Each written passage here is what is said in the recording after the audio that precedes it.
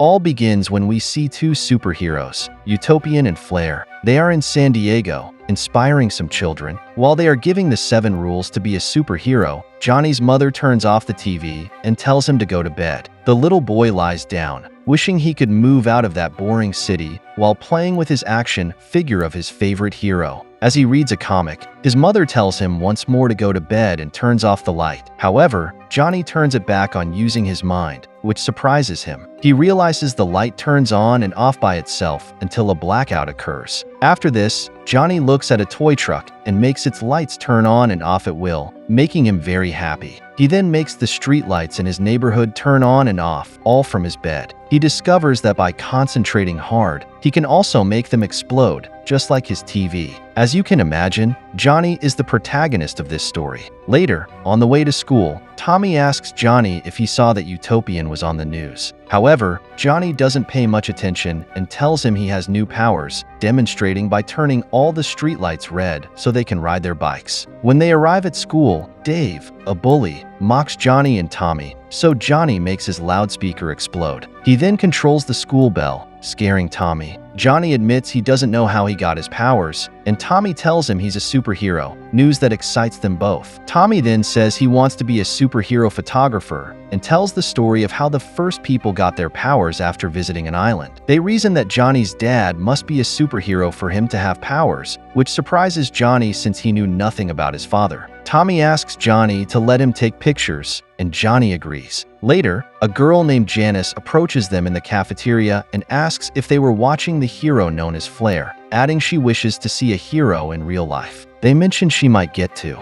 Johnny hacks an arcade game so Tommy can play, saying they could escape the city and live in a dreamland, but Tommy suggests he could even join Utopian's Justice League. Johnny realizes this could be his new calling and thinks he should call himself Electro Boy. Dave makes a joke about them being bad at being superheroes, and Janice laughs, offending Johnny, who then walks away. At Johnny's house, a technician tells his mom she should buy a new TV. Johnny asks who his father is, but his mom doesn't understand the question. No longer interested in his father, Johnny focuses on his new calling. He shows Tommy a sketch of how he thinks Electro Boy should look, but Tommy offers to help with the design. Tommy later shows Johnny a much better design, which they try to replicate, but it doesn't look anything like the drawing. They don't give up and try different outfits until they find one that doesn't look so bad. They also train, turning on lights at a mall, breaking some in the process. After the mess at the mall, Tommy asks Johnny if he knows how a magnetic levitation train works, since superheroes fly. Johnny tries to fly and manages to take off. The next day, they look for trouble in the city so Johnny can intervene, but their city is very peaceful. They decide to make a presentation to showcase Johnny's powers. Johnny approaches Janice, who is going to the pool, and asks if she remembers wanting to meet a hero. He tells her she will soon meet one. Tommy walks behind him, asking if he's ready, and Johnny says yes. Tommy records Johnny as he prepares to fly to the pool. Johnny struggles to maintain control in the air, but finally makes a grand entrance, introducing himself and promising to protect the city from crime. Janice notices Tommy recording, while Dave denies that Electro Boy is Johnny. The bully mocks him, and Johnny loses control, falling into the pool. In his fall, he releases a large electric shock that starts electrocuting everyone present. Cars in the streets go out of control and crash into buildings, causing numerous deaths. A truck falls directly into the pool, where the motionless bodies of the people lie. As help arrives to save those they can,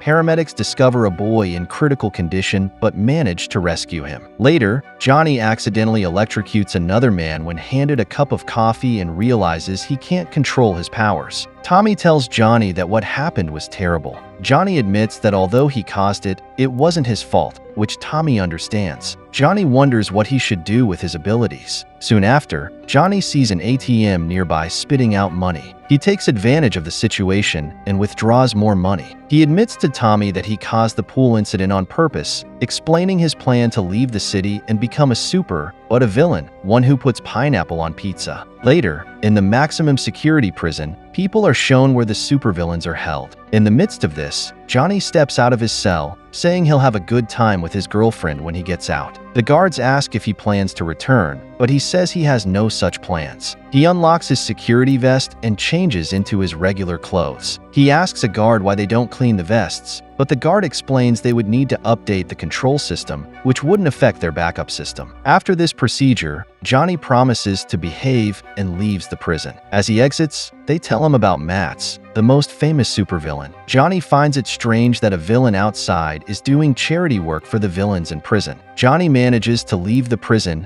and sees his girlfriend Casey waiting for him. They kiss and hit the road. While driving, he comments on how good it feels to be out of prison, and she starts caressing him. As soon as they enter their house, they start kissing and taking off their clothes. However, when Johnny enters another room, he finds 3 men waiting to welcome him. Casey didn't expect them either, but soon we realize they are friends, so the 4 of them hug. Meanwhile, in the maximum security prison, the supervillains enjoy a feast sent by Mats. Someone tells the story of a man named Danny who stole from Mats. When the story ends, everyone connected to Danny suffers head explosions, believed to be caused by Mats. Due to Matt's brutality, Danny and his girlfriend tried to flee, but she died in front of him. Danny begged Mats to kill him, but Mats refused, wanting to torture him first. Salamandra approaches the director, expressing his happiness that the warden took care of everything. The director thanks Mats, saying nothing would be possible without his help. Salamandra mentions that Mats values his connections with his comrades, and 2 women approach the warden to reward him. Back at Johnny's house, Casey is angry because Johnny and his friends are drinking. Johnny mocks his friend, saying he only attracts bad luck when robbing banks, but everyone asserts they've been doing a good job. They plan another heist, keeping Casey out of earshot. They reveal they plan to steal jewels because their value doesn't change. Johnny discovers the plan involves hitting 10 stores, spending only a minute in each. Everyone thinks the plan is perfect since no superheroes will interfere, and Johnny finds it exciting. Casey asks him to keep a low profile and get a real job, but it's clear our hero, or rather villain, will return to his old ways. Meanwhile, Mats is approached by Salamandra, who praises the party. Mats talks about the need to view things objectively and mentions something called the net. Johnny tells Casey he'll be busy the next day, and she asks if he's really joining his friends. He says it's a good offer and suggests she should participate since they are celebrating his release from prison. She reveals that the plan came from the net, meaning they will have to share part of the money with them. She emphasizes the importance of balance and urges him to look at things objectively. He insists that with her participation, they can't lose, but she pleads with him to understand that with his power, he could do greater things. 5 hours later, Johnny carries out the heist with his friends. In the 10th store, they are forced to leave earlier than planned. Despite the complications, they manage to pull off the heist successfully. Or so it seems, as things get complicated again. Johnny and his friends try to escape the jewelry store on their bikes. However, they are pursued by the police. Despite this, they remain optimistic, believing there are no superheroes around. Amidst this, they comment on whether the police have requested superhero reinforcements. We see Johnny and the other villains advancing while being chased by the local police department. Johnny causes all the police cars to malfunction, allowing them to move forward without issue.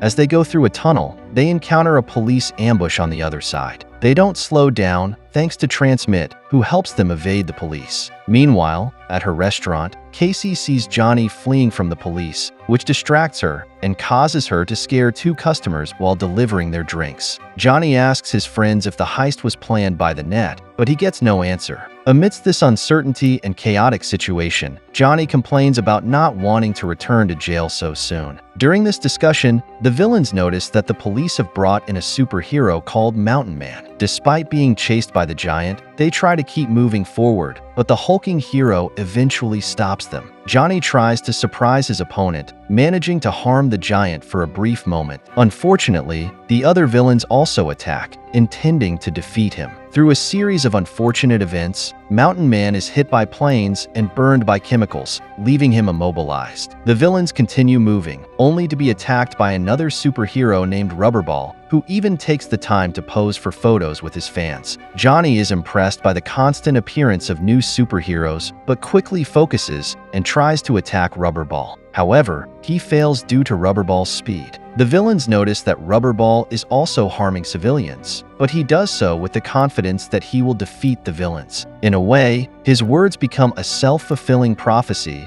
as he manages to knock down one of their bikes. While the rest of the group moves forward, Rubberball topples buildings to stop them, but this tactic fails. After some time, Johnny finally surprises Rubberball, but only slows him down temporarily. They realize that even with bad luck, Rubberball is seemingly invincible. However, they soon notice that this so-called hero is causing more damage than the villains. Not letting this concern them, the group combines their powers to win the duel, finally bringing Rubberball down. The hero begs for mercy, but Johnny electrocutes him and crushes his legs with a bike. They all celebrate their triumph, and Johnny remarks that this is the thrill he wants to feel as long as he's alive. Suddenly, they are all teleported in front of a man named Praetorian, who tells them it's time to seize the day. At this point, the supervillains are surprised to see Praetorian, who simply smiles at them. The hero then warns the villains to prepare to die, and, as expected, the villains scatter. However, Praetorian uses his powers to chase them down. In that moment, the hero approaches Frostbite, who attacks him with an ice explosion. However, this does not stop Praetorian for long, as he counters it with his fire breath, completely destroying Frostbite's staff. After that, Praetorian strikes him through the air and leaves him immobilized on the ground. The hero then steps on his head and kicks him to death, ignoring his rival's pleas. Next, Praetorian approaches Kismet, who tries to use his powers to cause him bad luck. However, the hero reflects that bad fortune back to its source, causing fish to start falling from the sky onto Kismet, including a massive shark that tries to devour him. After that scene, Praetorian crushes the shark and declares that Kismet is dead. Following this, Transmit and Johnny attempt to escape but are found by Praetorian. He strikes Transmit and throws him into the air, then repeatedly slams him against a car until he dies. As expected, it is now the protagonist's turn. Johnny tries to electrocute him by striking the ground, but Praetorian laughs at his attempts. Realizing the dire situation, Johnny states that he will not go back to prison and tries to flee. However, he realizes that all his friends have been defeated, and when he comes to terms with being alone, he soils himself. The protagonist then asks his opponent what he wants, and Praetorian responds with another question, asking how long it has been since Johnny left the supervillain prison. To our surprise, after saying those words, Praetorian embraces him until Johnny admits that he was released the previous day. As expected, the hero regrets this situation and acknowledges that it would not be fair to send him back to prison. Amidst this, he says that he cares more about the sin than the sinner and knows that Johnny has someone who cares about him, so he wishes to let him go. With this in mind, Praetorian advises him not to do things that would sadden that special person. In a scene change,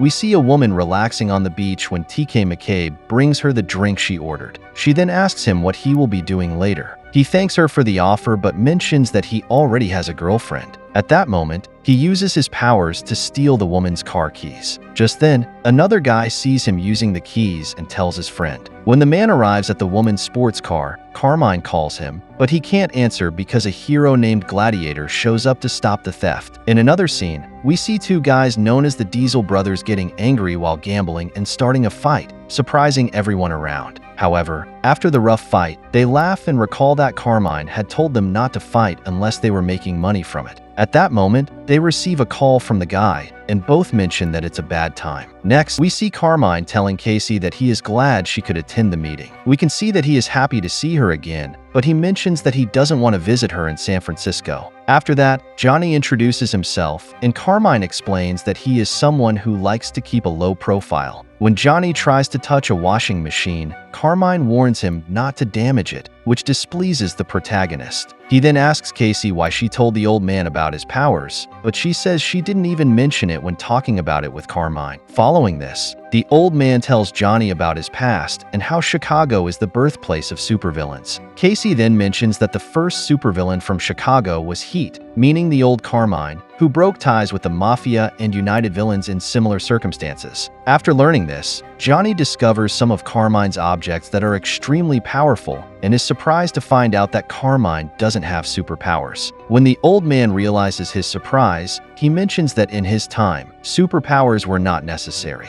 He also says that even if the legend of Heat is not true, the character has become an ideal built by other villains. Johnny then states that he is a supervillain because he wants the freedom to live his own life. After that discussion, the three of them arrive at the old man's office. Carmine welcomes Casey and Johnny to the Chicago underworld. He introduces them and explains that people with superpowers are appearing everywhere, negatively affecting his business due to groups like the Justice League. Carmine then mentions that the network was created to prevent potential villains from joining these justice groups. At that moment, there is a small altercation between the brothers seen earlier, which the protagonist gets involved in to the point where he wants to respond with his fists, but soon holds back. After that, Casey asks Carmine to continue discussing the job. The old man mentions that the first requirement is not to get involved with the network, and while he explains the plan, we see that the ghost mocks Johnny and tells him that everyone has a defined role except him, which angers him. The protagonist then shows his power, and the lights of Chicago start going out. After doing this, Johnny asks the ghost what his power is, and the ghost demonstrates it by walking through him, meaning he has the ability to be a specter. He then explains that he always ends up being used no matter where he is due to his ability, which is perfect for heists and things like that. Following this, Johnny satisfies his curiosity, and Carmine thanks him for the demonstration of power. Johnny then states that he could do much more than just turning off the lights, and the old man comments that this is exactly what they need. After all this, Carmine tells them that the mission has two parts. The first part is to rescue someone named TK McCabe, whom Johnny knows. We then learn that TK was captured and defeated by a hero named Gladiator while on vacation in Florida, and now he is being transported on a plane. As he explains this, Carmine insists that TK is very important for the mission, so everyone prepares to go to Florida to save him. To carry out the mission, they have a supplier in Romania who has already given them money to move everything needed for the plan. At that moment, the old leader tells them about his visit to Romania and how his ally there did not hesitate to join the mission,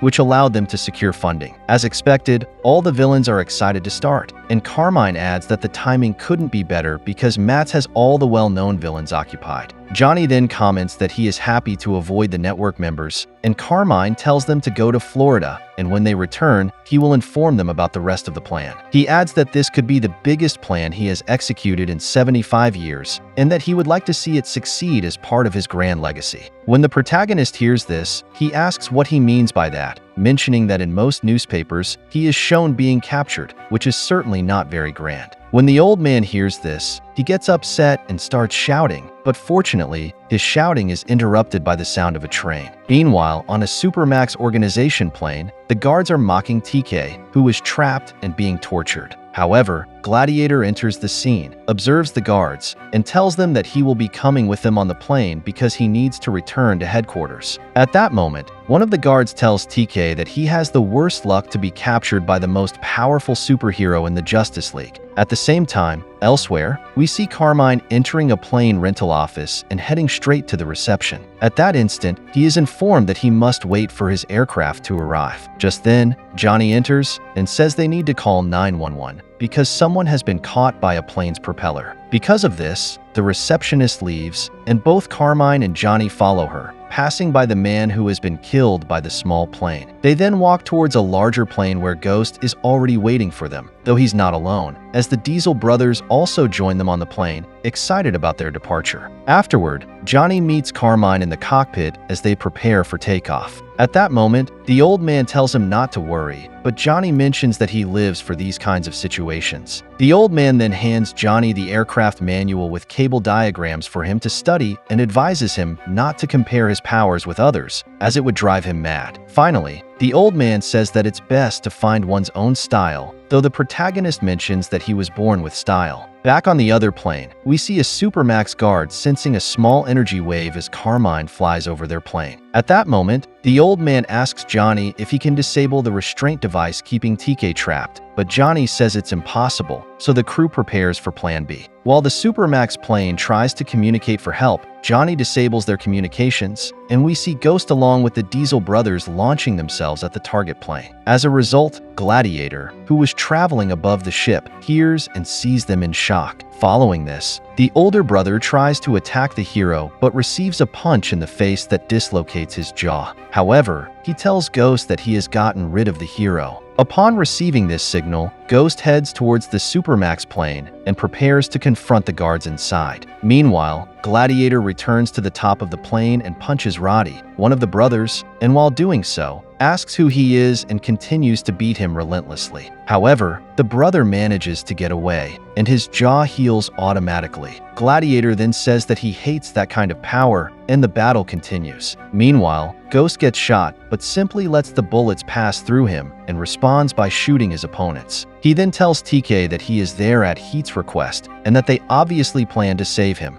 Elsewhere, Roddy is fighting the hero but is knocked down while being told that people like him are nothing without their powers because they lack discipline. Meanwhile, Ghost is trying to open the lock while the guards mock him. However, Carmine tells Johnny that Ghost is a famous safecracker, so he won't have any problems. Back to the deadly battle on the moving plane, we see the hero telling Roddy that he has always let his powers control him and that he has only lived a life of scum because it's easy. After this, the strongman grabs Roddy's arm and tears it off as they head towards a large cloud. After that, the hero says he will crush Roddy's head, but Roddy uses his newly healed arm to throw them out of the plane, so the two fight in the air until they crash into the ocean. Once underwater, Gladiator wakes up as some fish begin to talk to him. Then, two merfolk approach and ask him to save them, which he reluctantly agrees to. As a result, he is dragged by all the fish and moves forward with them. It's not entirely clear if he goes to the other side and that's his heaven, but in any case, this puts an end to the battle. Meanwhile, Roddy arrives at the boat where Casey is waiting with his brother. When they look to the side, they realize that the strongman is sleeping and appears to be dreaming of saving an underwater kingdom. After this, Casey tells Carmine that everything is fine, but there is no response. On the other hand, we find out that Ghost does not manage to open TK's lock, so Carmine tells them to switch to Plan C, but mentions that this plan does not exist, so they will have to improvise. Amidst all this, Johnny asks Carmine to bring them closer to the Supermax headquarters, and at that moment, he manages to shut down the plane, causing it to start falling rapidly. After this, the Supermax plane is about to crash, and Johnny tells Ghost that there's nothing they can do to prevent it. Obviously, the guy realizes the protagonist's intentions, who is improvising Plan C. Following this, Ghost convinces the guards to cooperate to avoid a tragedy because they bought the ruse that the plane is going to crash. As a result, they release TK, and we see him use his powers to save the plane, leading to celebrations all around. Afterward, Carmine congratulates the team and proposes a new risky job. He then reveals that the new objective is to infiltrate the Justice League. As expected, some villains are skeptical and consider abandoning the job as they see it as suicide. At this moment, everyone discusses the presence of Brainwave, a hero who can read minds, but the old man tells them that Brainwave is currently in Beijing. With this information, the team feels more at ease and decides to proceed. With that clarified, Carmine explains the plan to steal Count Orlok's helmet, a legendary item that doubles the powers of its wearer. At this point, Ghost doesn't seem entirely convinced but agrees to participate. Meanwhile, Casey demands to know how they are going to defeat the superheroes at the base, and Carmine assures her that she shouldn't worry about that, as he has considered all possibilities. After this, the old man reveals the plan to Casey, and when Johnny learns of it, he is convinced they can succeed. However, Casey initially refuses, but when Carmine mentions Forecast, a key member with weather control abilities, Casey changes her mind. At the same time, at the Supermax organization's base, Mats gives a speech to his minions and leaves. As he exits, a woman nervously fiddles with her phone, and suddenly, her head explodes. In a flashback scene, we see Casey being ordered to approach a drug dealer. She manages to do so, and leaves him mentally disturbed instead of killing him, as that is her power. After this, she goes to a bar where she meets the old Carmine, who offers her a few pieces of advice, which she rejects before heading back to her home, a narrow alley. When the old man finds her, he offers her a special job that only she can do, which Casey accepts since she has nothing else to do.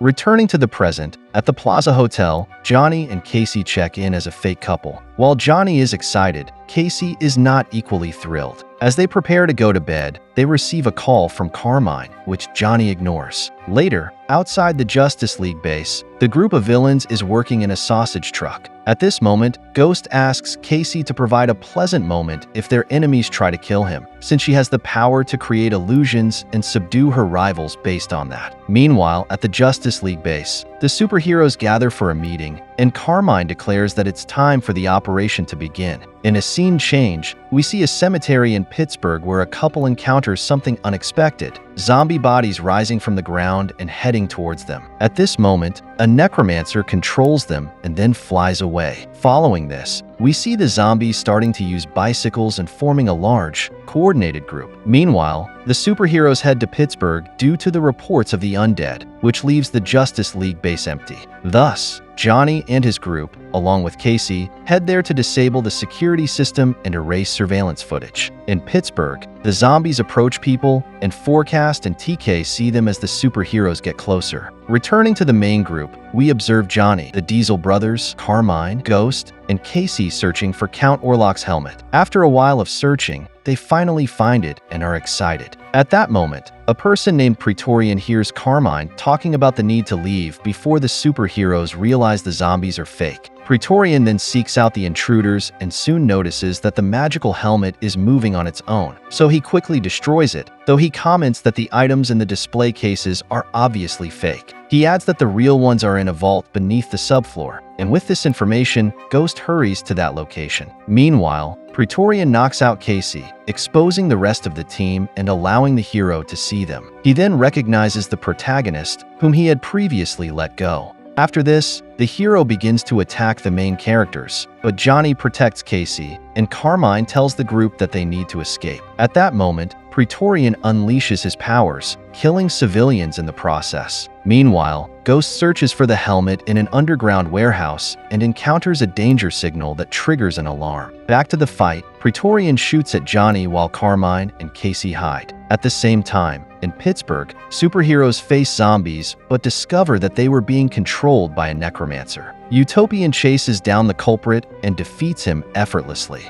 Meanwhile, Forecast and TK run into Gladiator, who mistakes them for civilians. Returning to the main group, Johnny emerges from the rubble and finds Count Orlok's helmet. Praetorian chases Johnny, but Johnny manages to fend off his attack. Soon after, Johnny and Ghost reunite and find Carmine. Ghost then agrees to use the helmet and recites a spell. At the same time, Praetorian finds them and prepares to exterminate them, but just then, Ghost and the group disappear thanks to the helmet's power. Thus, the villains manage to escape and soon find that the helmet has transported them to Romania. Despite the challenges ahead, everyone is happy to have succeeded in the mission. After this, a butler greets the crew and tells them to make themselves at home. Carmine then proposes a toast to Count Orlok's return as the greatest supervillain, unstoppable even by the network. This implies that the whole operation was financed by the old man's ally, the Count, who wanted to recover his powerful helmet. Following this, the butler confirms that everyone is invited to join the syndicate. Carmine then shares the story of the group and their relationship with the network. Essentially, the old Carmine, the Count, and Mats were the founders of the League of Supervillains, also known as the Syndicate. However, as several members died and Mats and the Count had a falling out, the group dispersed. After hearing this story, the protagonist sees Casey returning from a shower in elegant attire and joining the celebration. At that moment, Praetorian and Mats burst into the party, revealing that Praetorian was a double agent. Following this, villain Mats demands loyalty and threatens death to anyone who betrays him. Praetorian and Mats then take the money and explode the heads of the butler and Count Orlok. Before leaving, Praetorian warns the main group not to tell anyone what happened, or they will be killed. Thus, the organization known as the Network manages to steal the button from the main characters.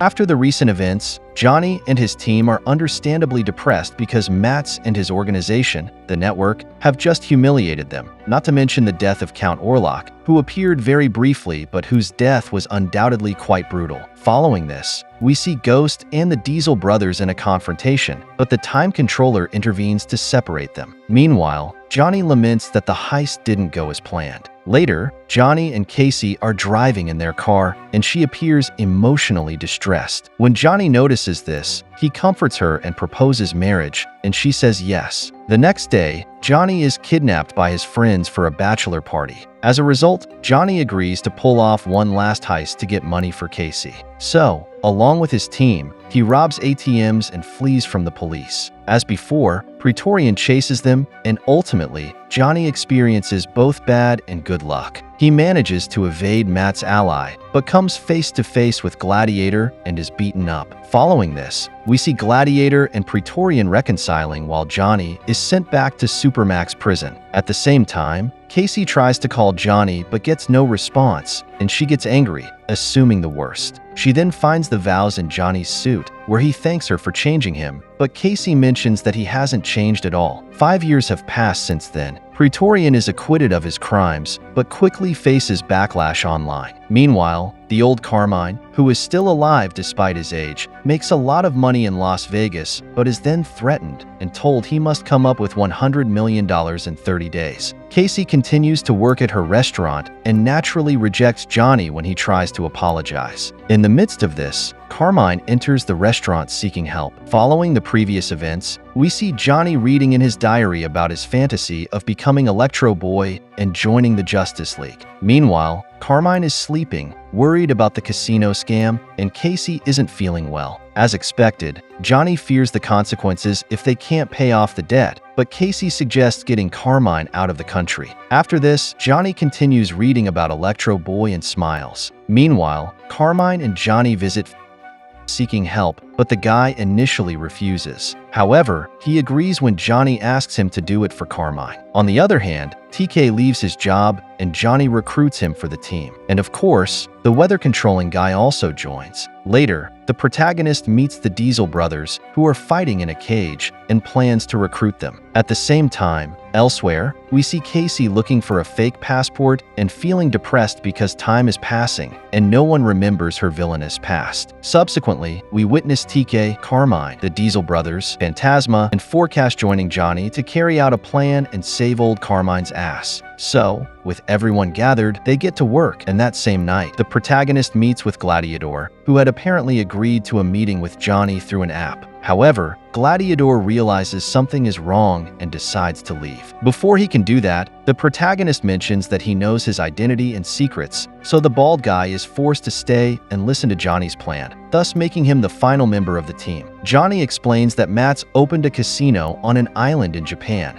where there are no heroes except a decrepit Praetorian who now serves as the old man's personal bodyguard. Thus, the old man is the target, and they plan to steal a large amount of money to pay off Carmine's debt. With everything set, the squad travels to the island, and after relaxing in hot springs, everyone asks the protagonist how they will get into the casino. He responds that they will go through the main entrance. With that in mind, Roddy and Casey prepare to enter in disguise, but the villain senses something amiss and gets ready to investigate. However, the two enter the final villain's house posing as investigators, and as a result, the butler leads them to Matt's, who is surprised to hear they want him to invest in a time machine. Casey and Roddy then present their projections and argue that he could become the greatest supervillain of all time. Matt's, however, tells them that he is already the best supervillain and has chosen retirement. In response, Casey shifts tactics and suggests investing in art. Since the old man shows interest in paintings, he decides to show her his collection. Meanwhile, Praetorian informs them that the Middle Eastern guests will be arriving soon, so the old man says he must leave and suggests presenting the time machine to Salamandra. Because of this, Casey and Roddy decide to leave while observing a building on the horizon. Meanwhile, Carmine and Johnny enter the casino excitedly, while Phantasma and TK remind them that they cannot use their powers. Almost simultaneously, Mats and Praetorian head to the VIP room to meet their Middle Eastern guests. Meanwhile, Casey and Johnny discuss the details of the final boss's mansion, and the Diesel brothers join them. During their investigation, they discover that there are sensors in the underground rooms connected to the VIP rooms. They decide to disable the system to steal Matt's briefcase, which nullifies people's powers. They agree to split into two groups to infiltrate the casino's main facilities. Later, everyone is excited about the plan, so much so that they prepare outfits for everyone. Meanwhile, Casey is drinking and looking at the sea, and the protagonist joins her. They talk about the mission, and soon they kiss and have a passionate night. However, she decides to leave, and while at the airport, She tells him that the plan is too risky and she doesn't want to make the same mistake twice. Despite this difficult moment, the protagonist proceeds, and soon we see Johnny, TK, Carmine, and Forecast putting the plan into action as they infiltrate the security room to disable the device that prevents them from using their powers. Despite some difficulties and the appearance of ninjas, they manage to defeat them when they deactivate the system. Meanwhile, at the airport, Casey is captured by Mats and Praetorian, who had recognized her from the start. We then see Matt, Praetorian, and the butler Miguel holding Casey prisoner. Meanwhile, Johnny and the rest of the team prepare to infiltrate the facilities. They use various strategies and skills to overcome obstacles and disable the security system. Meanwhile, Casey is subjected to a truth drug while being interrogated by the final villain, but despite this, she remains brave and does not reveal any important information. On the other hand, the team manages to steal the briefcase with the gold and faces Praetorian. Casey uses her powers to fight against Mats. Returning to the protagonist and his crew,